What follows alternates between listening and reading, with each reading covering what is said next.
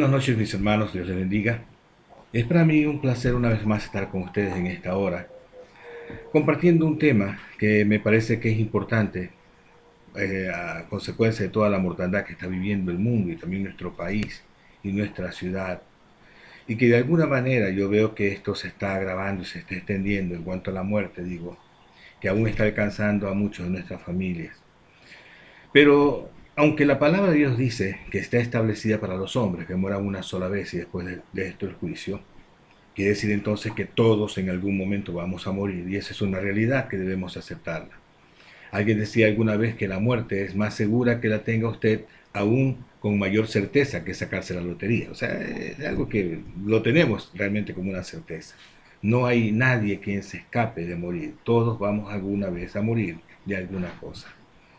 Lo importante es entender que tenemos esperanza y tenemos palabra de Dios a través de su bendita Biblia que nos indican que realmente hay vida después de la muerte.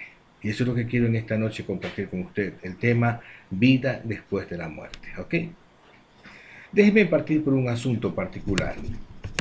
En algunas enseñanzas que tenemos en algunas iglesias y también en algunas sectas, usan textos del Antiguo Testamento para hacer entender a la gente que realmente después de la muerte no hay nada, como que todo está vacío, como que todo es una pérdida de conciencia, como que el hombre es reducido a una pequeña porción y es metido en un lugar donde pierde totalmente todo concepto.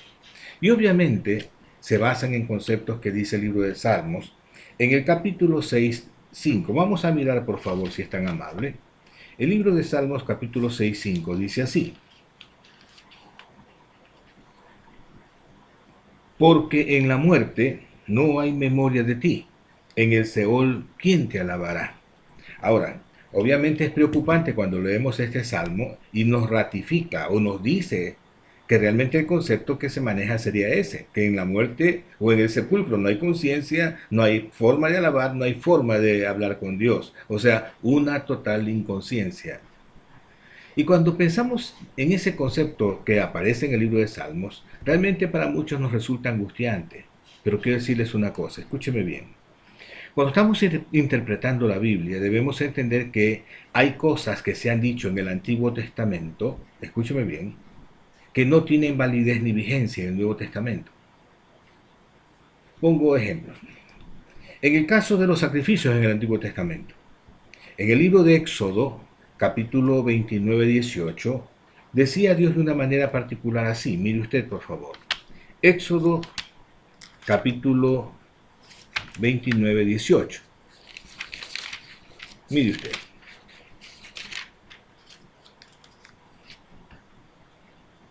Quemarás todo el carnero sobre el altar.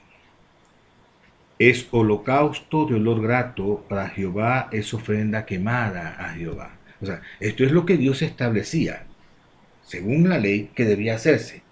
Holocaustos, expiaciones, ofrendas quemadas, ofrendas presentadas a Dios. Esa era la práctica que Dios había dicho que tenía que hacerse en el Antiguo Testamento. Pero usted sabe que no podemos seguir con la práctica de matar animales para nuestra expiación, para los holocaustos a Dios o para las ofrendas quemadas a Dios. Porque sabemos a la luz de la palabra del Señor que viene la revelación de Jesucristo que nos marca que ya con Jesucristo se terminan los sacrificios de animales del Antiguo Testamento. ¿Ok? Quiero recalcar que estamos tratando de entender que hay cosas del Antiguo Testamento que no podemos tomarlos como validez o con una validez para hacerlos dentro de nuestro contexto del Nuevo Testamento como doctrina o como enseñanza bíblica. Ya en el Nuevo Testamento, en el libro de Hebreos capítulo 10, mire usted, nos dice claramente acerca de la importancia que tenía la palabra del Señor en cuanto a la presencia de Jesucristo con respecto a las ofrendas y sacrificios. El libro de Hebreos capítulo 10, del 8 al 9 dice así: diciendo primero, sacrificio y ofrenda y holocaustos y expiaciones por el pecado no quisiste, ni te agradaron las cosas que se ofrecen según la ley. Y diciendo luego, he aquí que vengo, oh Dios, para hacer tu voluntad. Quita lo primero para hacer esto último. En esa voluntad somos santificados mediante la ofrenda del cuerpo de Jesucristo, hecho una vez y para siempre. O sea, aquí estamos hablando de que los sacrificios tuvieron una vigencia hasta cuando ya Dios estableció el sacrificio de Cristo.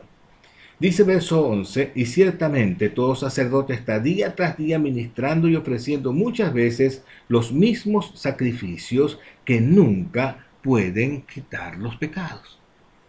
Pero Cristo, habiendo ofrecido una vez para siempre un solo sacrificio por los pecados, se ha sentado a la diestra del Dios. ¿Ok? Entonces mire usted, no podemos tomar el Antiguo Testamento y con la enseñanza del Antiguo Testamento tratar de argumentar conceptos del Nuevo Testamento o de la gracia. Por eso cuando vemos el concepto que marca el salmista David con respecto al sepulcro, que no hay conciencia ni alabanza, ni eso, no podemos ahora usarlo como un medio de enseñanza porque ya ha perdido vigencia. Y eso lo vamos a ver más luego, un momento más.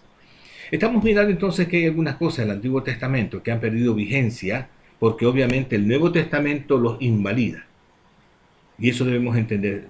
Cuando podemos coger un texto y validarlo en nuestro aspecto contemporáneo del Nuevo Testamento, que venga del Antiguo Testamento, debemos entender si ese texto no se ha invalidado por alguna nueva norma en el Nuevo Testamento o en un estado posterior en el que ese texto se emite en el Antiguo Testamento. Vamos a ver otro contexto que también es usado con muchos errores.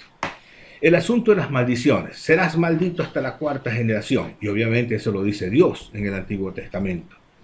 En el libro de Deuteronomio, capítulo 5:9, Dios establece eso como una norma, como una forma de establecer las cosas según el concepto de él, ¿verdad?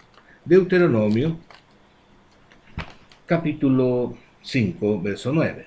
Mire usted. Dice así.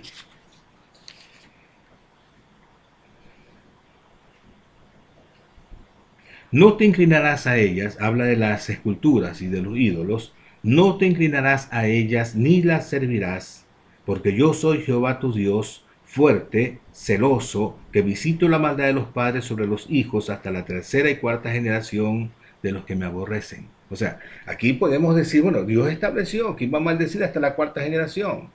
Y es obvio que sí aparece en la Biblia. Pero no podemos nosotros ligeramente decir que Dios sigue aborreciendo y maldiciendo hasta la cuarta generación, a tal punto que se arman ahora doctrinas de la maldición generacional. No sé si usted lo ha escuchado. Por eso hay que tener una conciencia clara de lo que la Biblia nos dice y saber coger en el contexto bíblico qué es lo que permanece vigente y qué es lo que no tiene vigencia según la propia autoridad de la palabra del Señor. En este caso vimos que en capítulo 5 de Deuteronomio, verso 9, Dios establecía. Mire, Dios establecía. Pero luego pasa el tiempo y en el libro de Ezequiel, capítulo 18-20, se hace un cambio a esta norma. En el libro de Ezequiel, capítulo 18-20, dice así, mire usted. Ezequiel, capítulo 18-20, ¿no? Dice así.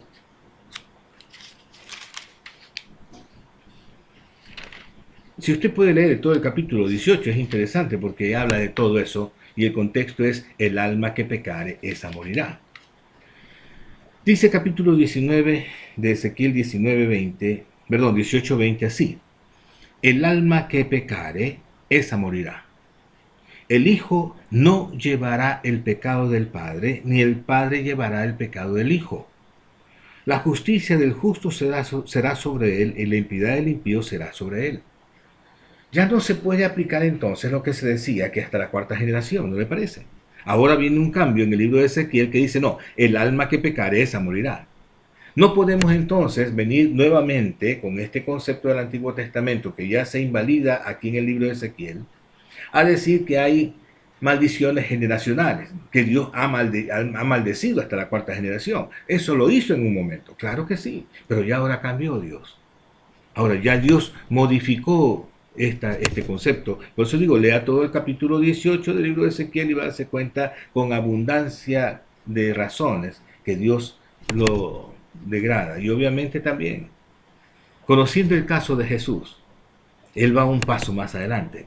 Cuando, por ejemplo, en el caso de Pablo, hablando con el carcelero de Filipo, Le dice, cree en el Señor Jesucristo y serás salvo tú y tu casa. O sea, se extiende la salvación no solamente a él, sino que a toda su casa. Ya viene Dios a aligerar la carga de la bendición, quitando toda maldición por causa de Jesús y poniendo bendiciones abundantes, de tal manera que un hombre se convierte en la fuente de bendición para toda su familia, o una mujer, o un familiar, para toda su familia. Y eso lo dice el Señor, ¿verdad?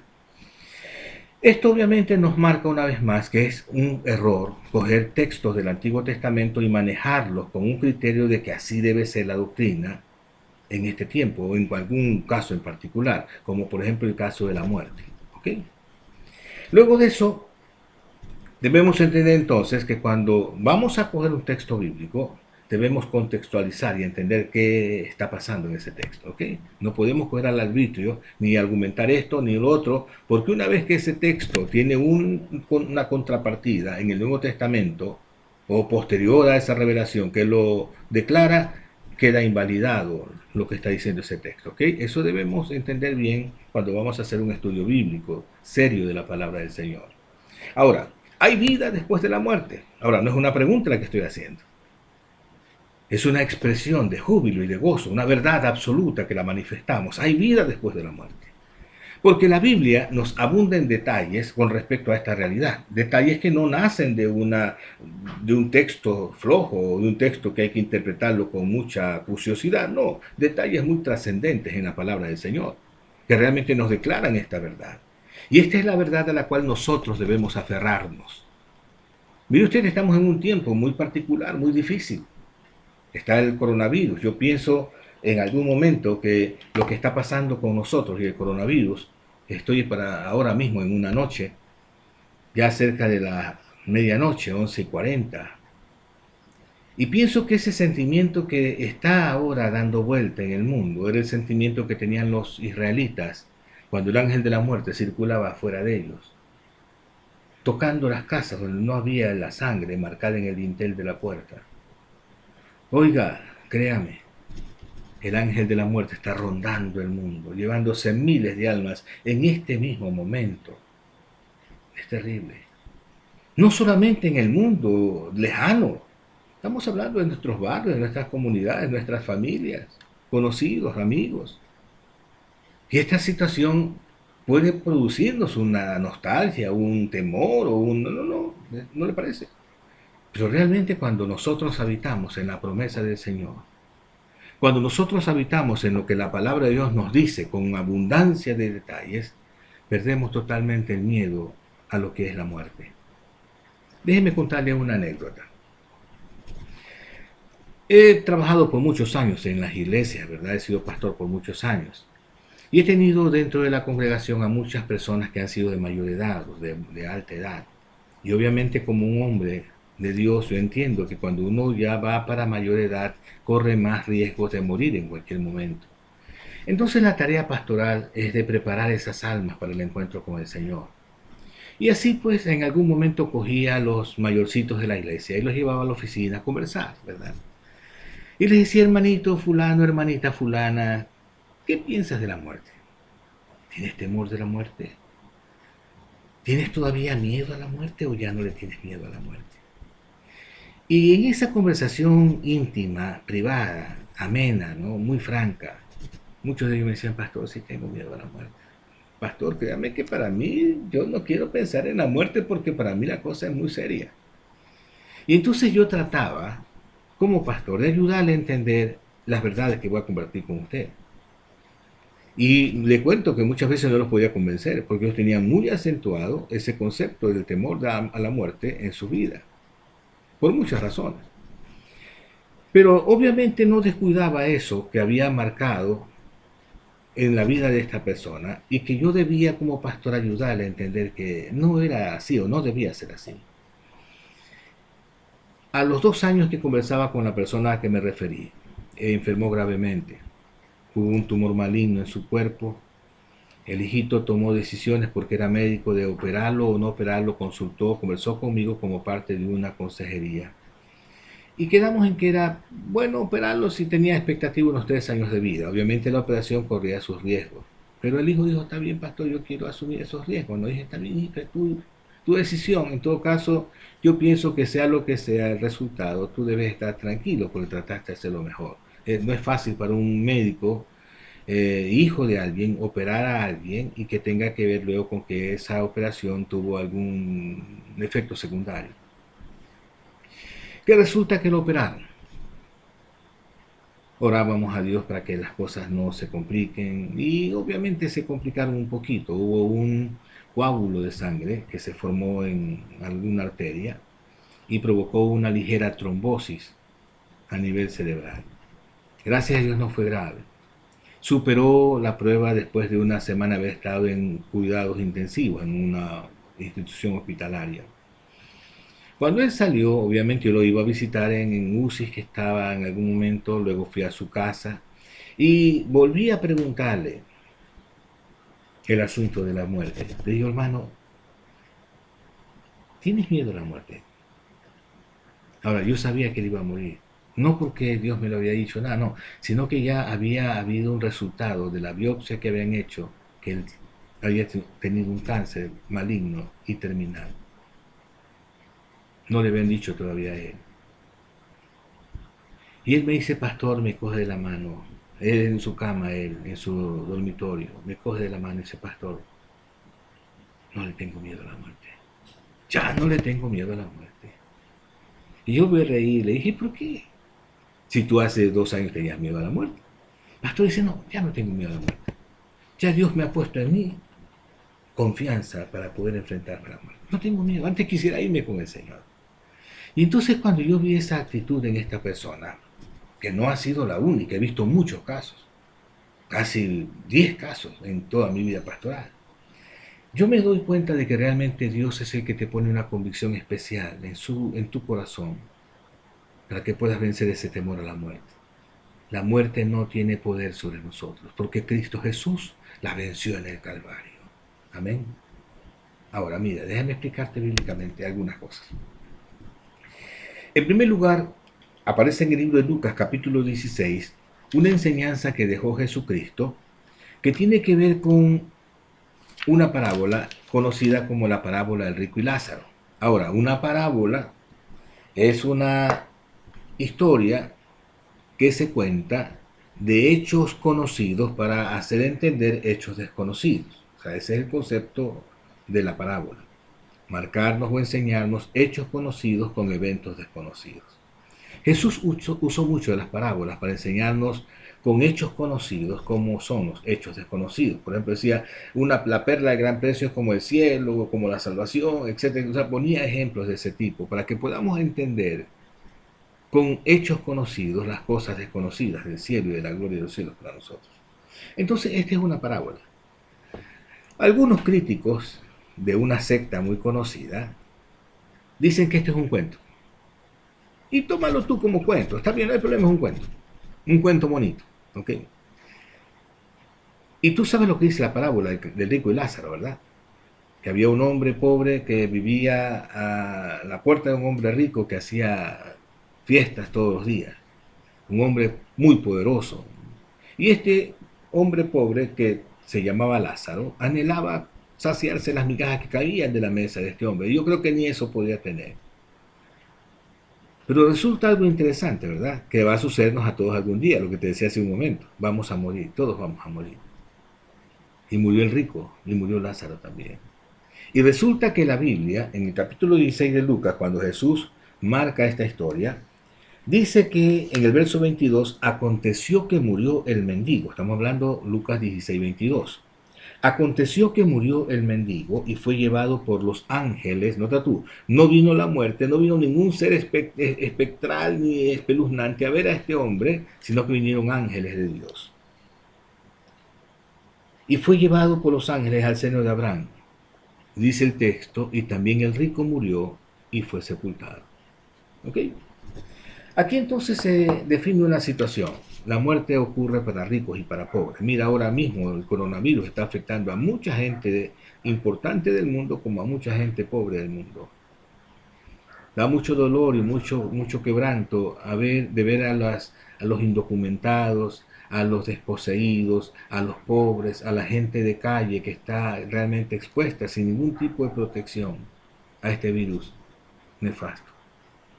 Grandes ciudades de Europa, de Norteamérica, en fin, grandes ciudades que tienen realmente gente de la calle, personas que son indigentes, que están desprovistos y en algún momento van a ser tocados por este virus y van a morir solos en la indigencia también. No es fácil, es duro. Y esto es lo que pasaba con este hombre Lázaro. Dice que era un hombre con llagas, enfermo, ¿verdad? Ahora alguien dice, bueno, pastor, o sea que los pobres son los que se van a ir al cielo. No, no, no es que aquí estamos hablando de que el pobre se va al cielo y el rico al infierno. No, no es ese el caso. Lo que marca la Biblia es el concepto de que el rico tuvo la oportunidad de vivir una vida abundante y que quizá esa vida abundante lo hizo cerrar sus ojos a mirar la necesidad de su prójimo, y que el pobre, en este caso Lázaro, por su situación de salud desmejorada, por su pobreza, por su situación difícil, anhelaba que alguien haga misericordia con él. Y como contraste, la Biblia pone para remarcar que aún los perros venían y lamían las llagas de Lázaro. O sea, no había misericordia en el hombre, pero aún de los animales se podía encontrar más misericordia. Es curioso el asunto, ¿verdad? Pero que resulta que cuando estos dos murieron, dice, fue llevado el uno al seno de Abraham en el caso de Lázaro y el otro fue llevado al Hades.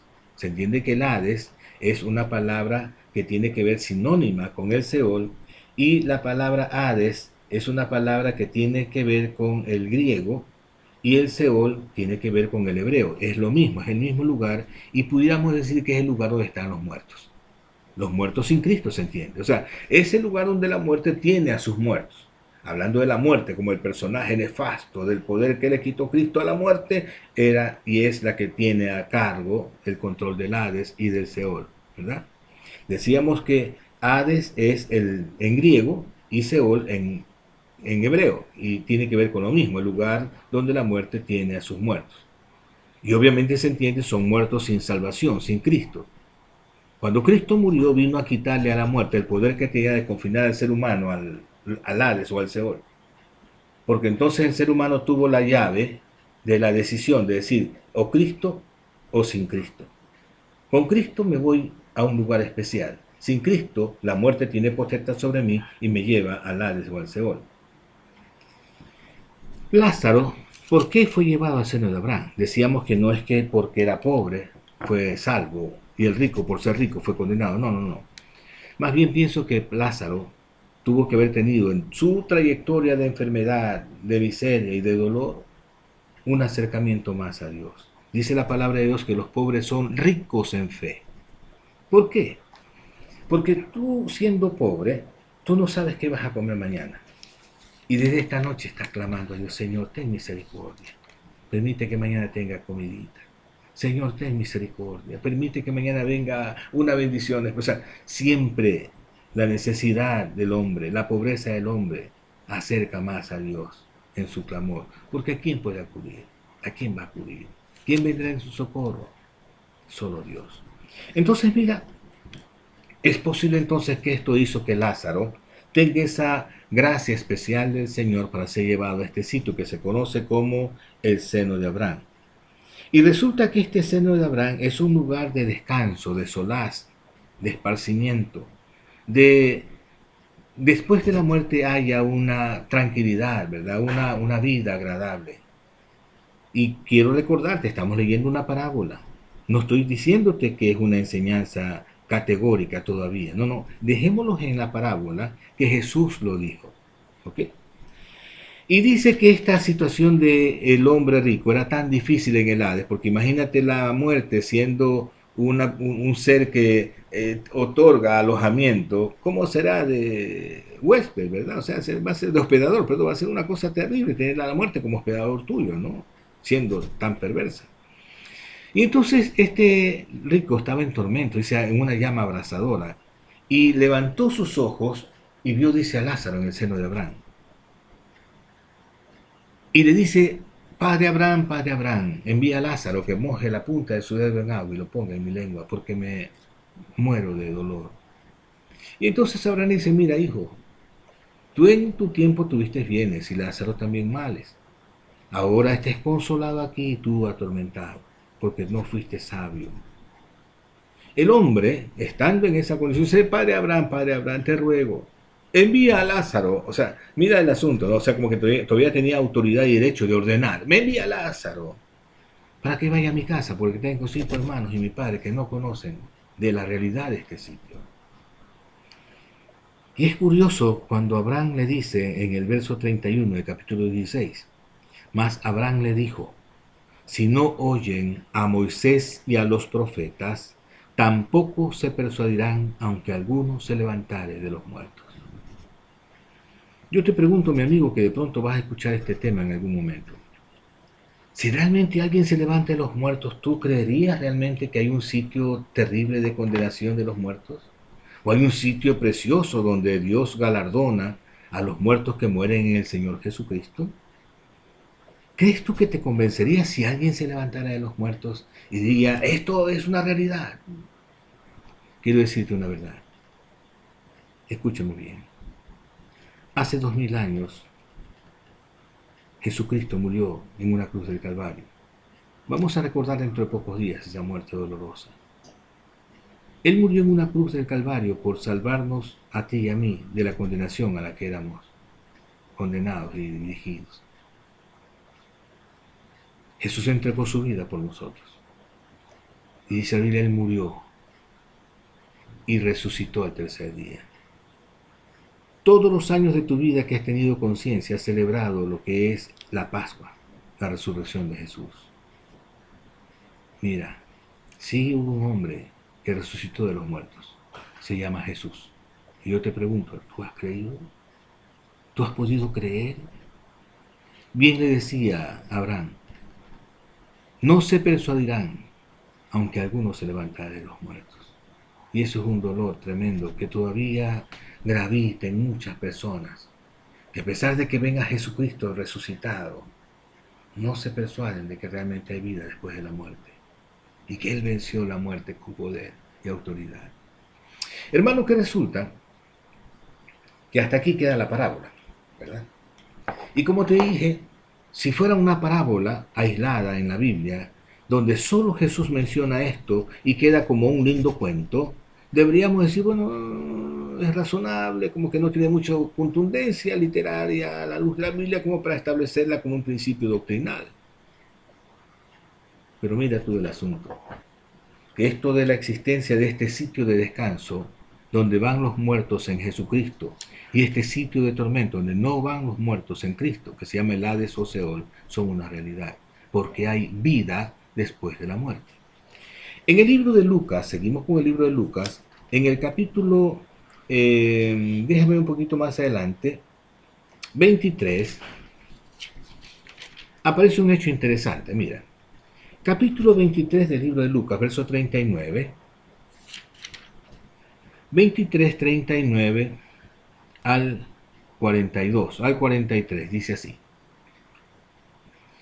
Y uno de los malhechores que estaban colgados le injuriaba diciendo, si tú eres el Cristo, sálvate a ti mismo y a nosotros. Respondiendo el otro le reprendió diciendo, ¿ni aún temes tú a Dios estando en la misma condición?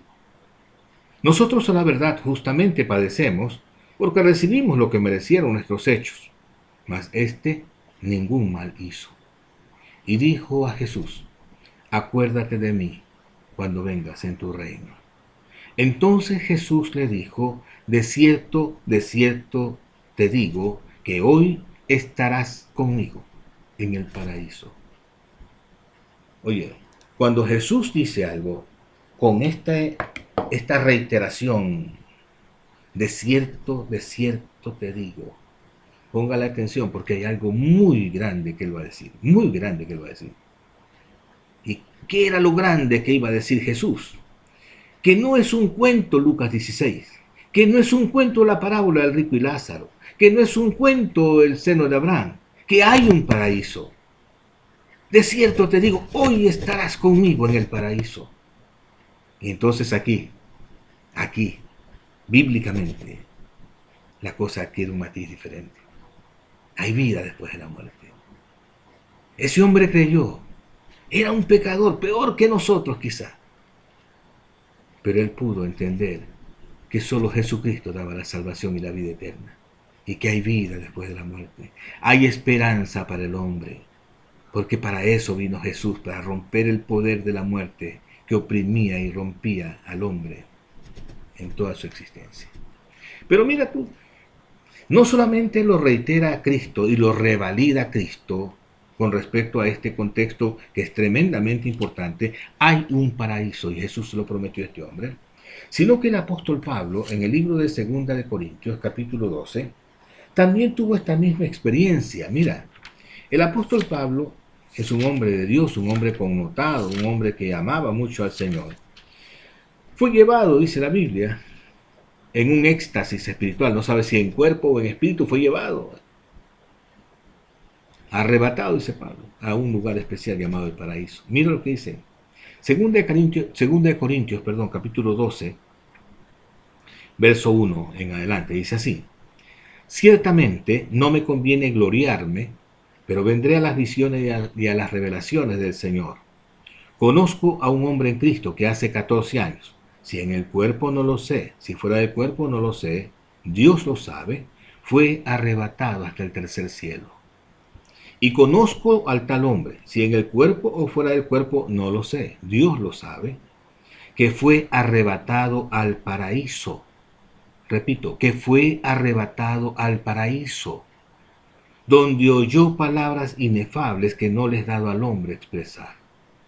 ¿Sabe qué pasó? El apóstol Pablo fue llevado por Dios a este lugar. Dice Pablo al tercer cielo, al paraíso. En algún momento quizá vamos a ver un poquito más de esto en cuanto al cielo y todo lo demás, ¿verdad? Pero dice la Biblia que cuando Pablo vino, llegó con una exaltación, un enorgullecimiento tremendo que no le hacía favores a él. Y entonces dice Pablo que le fue dado un aguijón en la carne, un mensajero de Satanás que le abofetee cada vez que él se enalteciera más de la cuenta por causa de haber visto estas bendiciones maravillosas de Dios en el reino de los cielos. Fue tanta la gloria que Pablo vio en el reino de los cielos que se sintió orgulloso de lo que tenía Dios para él en el cielo. Y ese orgullo no le favorecía a Pablo en la tierra. Por eso Dios le mandó un aguijón en la carne. Y dice Pablo, por 3 veces he rogado a Dios que lo quite de mí. Pero ¿qué dice? Verso 9. Y él me ha dicho, bástate mi gracia. Eso le dice el Señor, bástate mi gracia, Pablo, porque mi poder se perfecciona en la debilidad. Qué tremendo, ¿verdad? El apóstol Pablo pudo llegar al tercer cielo siendo hombre consciente, no sabe si en espíritu o en cuerpo, no sabe, fue tan real que no entiende cómo fue, pero él estuvo ahí. Y fue tan impactante, tan glorioso lo que él expectó, que cambió su sencillez en un orgullo religioso, un orgullo santo que le estaba perjudicando. Es tremendo. Hay vida después de la muerte. Existe el paraíso.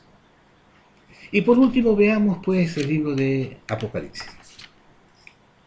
Por eso les digo, hermano, hermana, no nos dejemos llevar por la corriente de coger un texto del Antiguo Testamento y decir, es que en el sepulcro no hay alabanza. Cuando Cristo vino y cambió las cosas radicalmente, ¿quién iba a saber lo que Cristo iba a hacer? ¿Quién iba a saber? Alguna vez alguien me preguntaba, pastor, nosotros somos personas especiales a lo largo del siglo, digo, muy especiales. Pastor me dice, ¿qué tan especial? ¿Es más especial de pronto que los héroes de la Biblia quizá? Digo, mire hermano, yo no digo que seamos más especiales que ellos. Lo único que digo es que si de algo tenemos que gloriarnos, es de que nosotros tenemos a Jesucristo. David fue un gran hombre de Dios, pero no tuvo a Jesucristo. Ezequiel, Isaías, Moisés, fueron hombres de Dios, pero no tuvieron a Jesucristo. No tuvieron el Espíritu Santo de Dios de la manera en que ahora se ha derramado. Es terrible. Es terrible. Hay muchas cosas que en la Biblia debemos entender que existen y aparecen. Entonces mira, vamos ahora a Apocalipsis capítulo 6. Y con esto vamos a terminar, ¿verdad? Apocalipsis capítulo 6, el quinto sello, verso 9 al verso 11, dice así la palabra del Señor.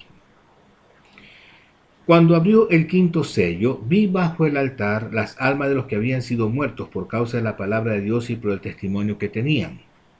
Y clamaban a gran voz diciendo: ¿Hasta cuándo, Señor santo y verdadero, no juzgas y vengas nuestra sangre en los que moran en la tierra?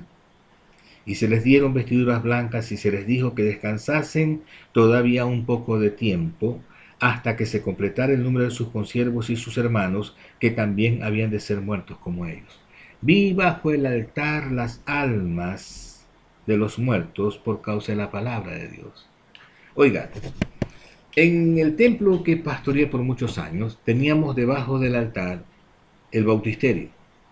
Y entonces en algún momento, hace muchos años, mientras analizaba este texto, decía, ¿cómo es el asunto, no? Dios está aquí en el altar y debajo del altar como que tiene una puertita donde hay almas metidas ahí, ¿no?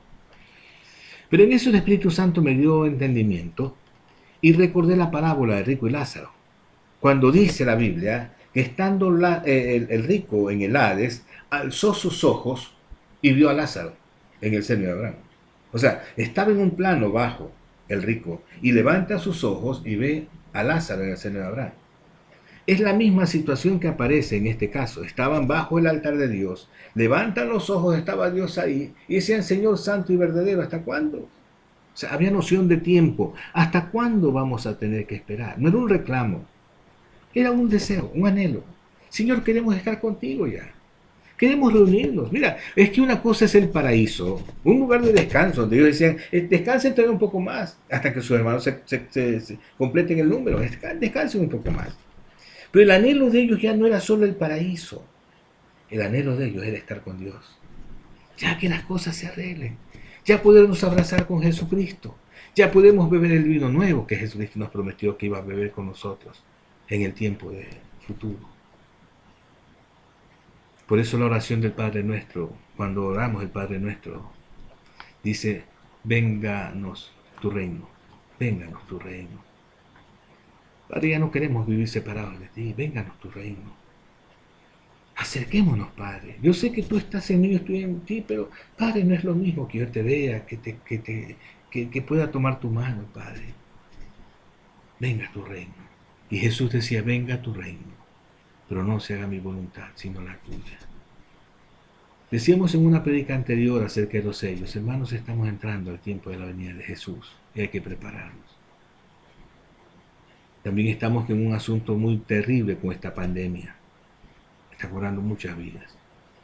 No sabemos si nosotros seamos los que moramos mañana por causa de esta pandemia. De alguna cosa tenemos que morir. Está establecido entre los hombres que mueran una sola vez y después de este juicio, dice la palabra. Pero hay que tener paciencia y hay que tener confianza y hay que tener esperanza de que hay vida después de la muerte. Dios te bendiga, mi hermano, en esta noche.